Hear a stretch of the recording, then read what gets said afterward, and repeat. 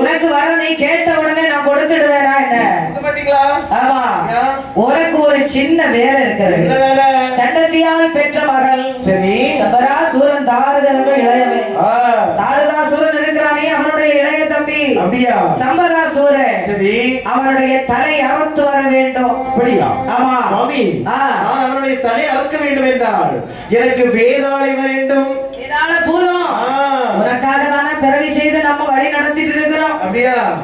சரி சரி. நீ லேசா ஒரு பார்வை பார்த்தா போதும், உடனே கிளம்பிடுவான். அப்படியா? உனக்கு ஒரு நண்பன் மாதிரி. நண்பன் மாதிரியா? சரி சரி சரி. பிள்ளைகளை வந்து பிள்ளைகளா பார்க்க கூடாது.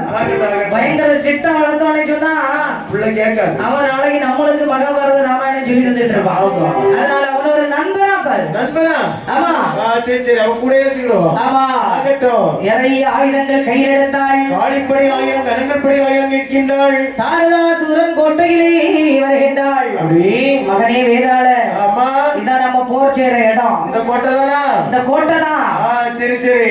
வீர குறவை முழங்கினாள். அப்படியே தாரகாசூரன் அம்மையோடு போர் எதிர்த்து நிற்கிறார்.